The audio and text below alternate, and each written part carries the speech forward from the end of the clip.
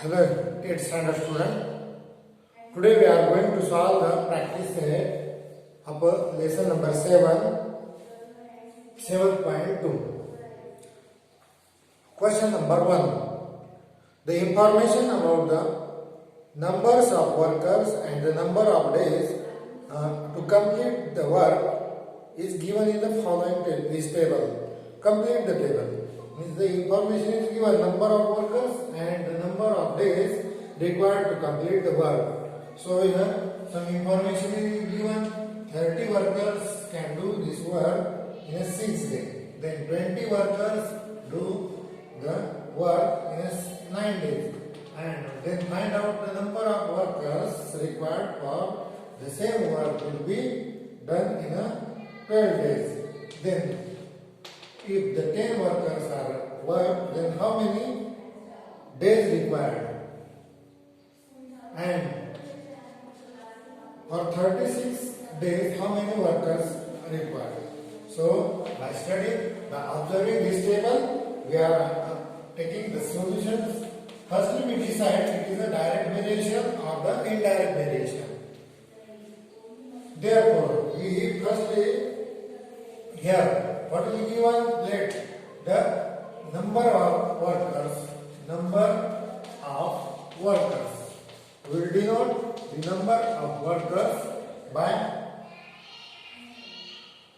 n. This is n. We are taking the small n. And number of days to complete the work. Number of days to complete work is denoted by d, small d. So firstly we will find out if there will be a ratio. Their ratio means to decide the direct variation.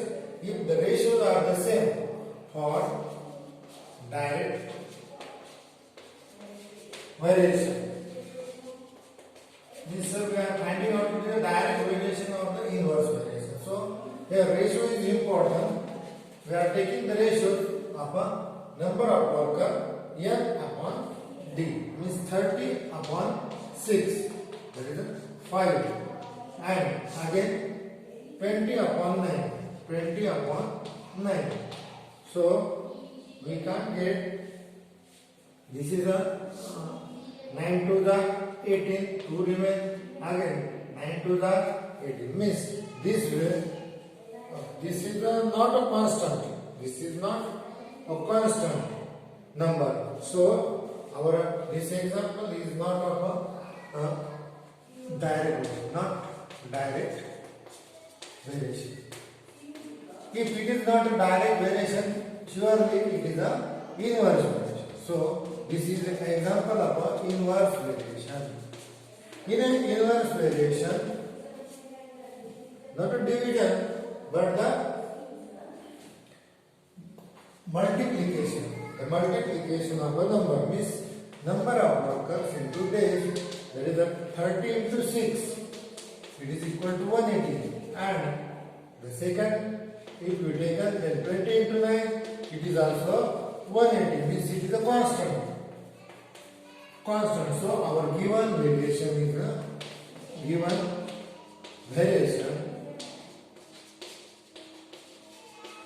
is inverse variation. So for inverse variation, n is inverse, means 1 upon d. So instead of alpha, we are taking the k into 1 upon d. N is equal to k into 1, k, d remains as it is. And then by transferring this d, it will get multiplied, means here into d is equal to k. That will get the equation of a variation.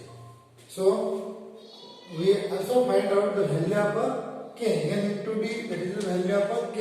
So we will get the equation is equal to 180. So we are using this equation to find out the values of a blank spaces. Then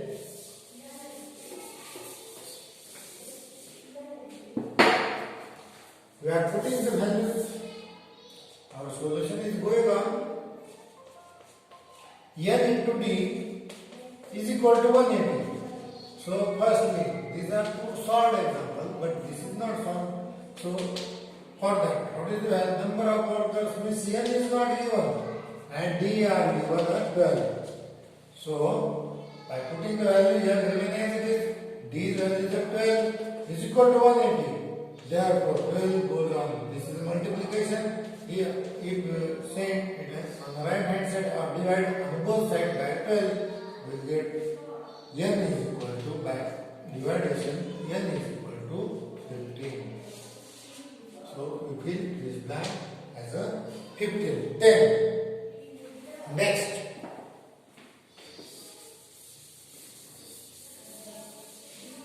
fill in blanks. Here the number of workers are given. N is equal to what? 10. So find out the base. Again we are using this equation. This equation. N into D is equal to 180. So by putting the value of N is a 10. D is equal to, D does not know. So N by dividing by a 10. So we get D is equal to 18. So the second fill in the blanks is the 18. Then third.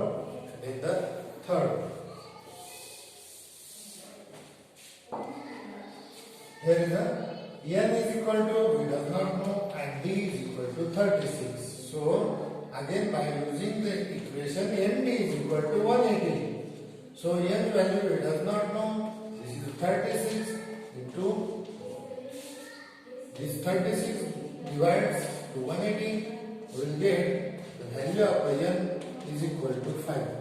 So N is equal to 5. We are filling this, we will fill in the blanks as a 5. So it is a very simple example. Firstly find out which type of a variation is it, and then solve. Then the question number 2. Question number 2.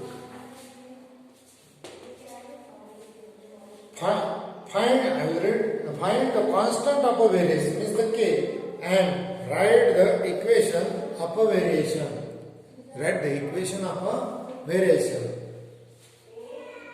For each of the examples given below.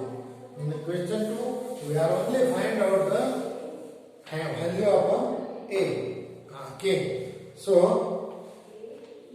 first, in this, the first is given P is inversely proportional to 1 upon Q. The value of P is given 15 and Q is equal to also given 4. So firstly we will find out the value of K. So we directly return this alpha instead of alpha we are writing is equal to K into 1 upon Q. This Q if multiplied on both sides, then here we get eliminated. This P into Q is equal to K. We get this equation. By putting the values P is equal to 15 and Q is equal to 4 is equal to K, means 15 into K, that we get the value of K is equal to 60.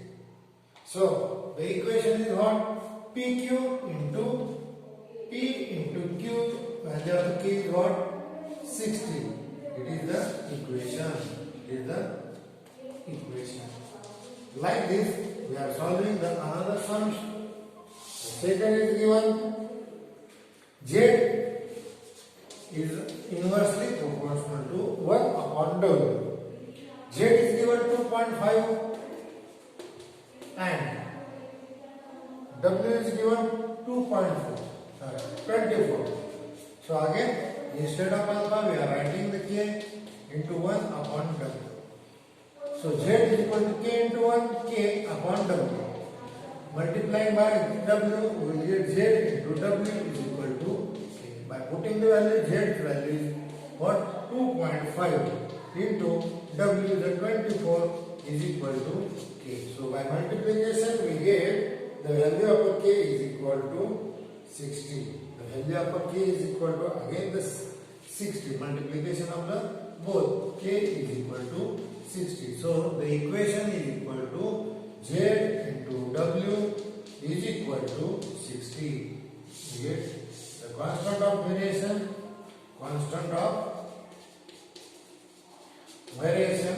and the equation. This is the constant of variation and this is the equation. Similarly, we are solving the next one. Third one. In the same question, number 2. Third.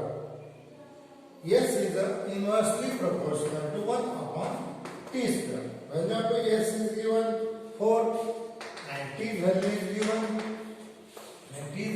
given 5. So by putting the value instead of alpha, we are writing the k is equal to 1 into 1 upon t their square. Therefore, this t goes on this side, it will get multiplied, is equal to k. By putting the value of s is equal to 4 and t is equal to 5, but their square is equal to k. So 4 into 5 square is a 25 is equal to k. So by multiplication we will get k is equal to 100. And our equation is s into t square is equal to k. This is the equation, but value of k is what? 100. So we get that this is the constant of variation and this is the equation. This is the equation and this is the constant. So the next we are solving the next term for some question in question number 2. X is inversely proportional to 1 upon root y. And when the y is given, x is given as well as y is given. X is equal to 15 and y is equal to 9. So here again we are writing instead of alpha is equal to k into 1 upon under root y. By putting the value x is equal to 15, k into 1 upon root y means that is 9. And root of 9 is equal to 3. So this 3 comes on this side, it will get multiplied, is equal to k. So we will get the value of k is equal to 4. It is a constant value. It is a constant value. And so we will get the equation x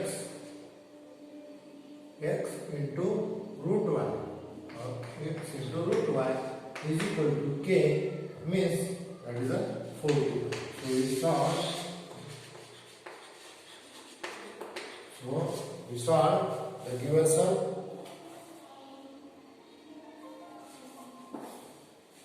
Question number 2 is completed. Then question number 3.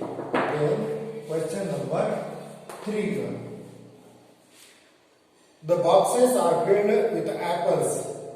I will read it. If the 24 apples and the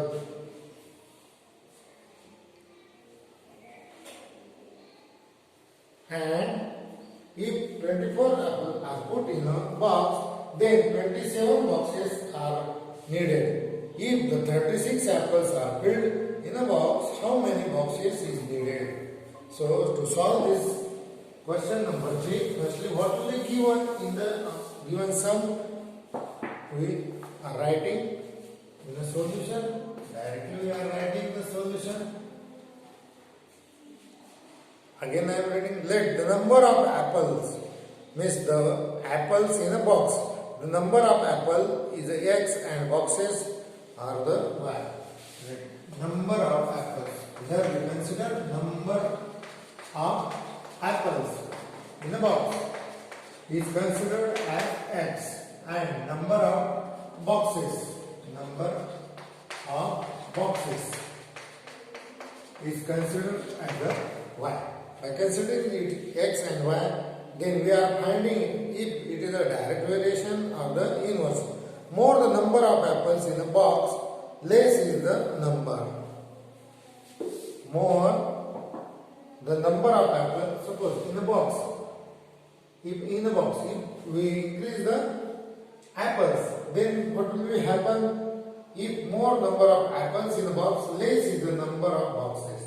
So if we increase the apples in a box, then what happen? Boxes, the required boxes are decreasing. Means x is inversely proportional to the y. X is inversely proportional to the y. So we are writing it as a x is equal to k into 1 upon y. Here k is a constant. Okay, where k is also written as k into 1 and y. Where k is what? Constant. K is a constant of a variation. So to solve this example, we are taking the view what will the values are given. It is also rearranging x into y. Y multiplied. So we will get the equation x into y is equal to k. That is the equation. So by putting the values of x and y, what values are given?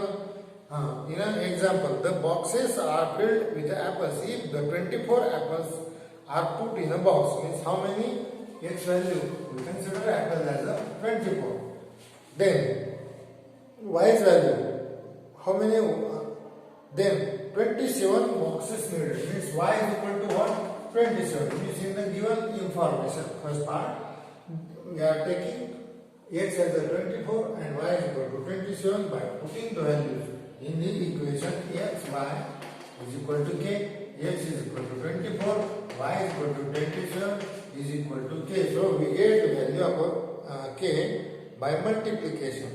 It is a 648. The multiplication of both is a 648 is equal to k. It is a constant. We will get the constant.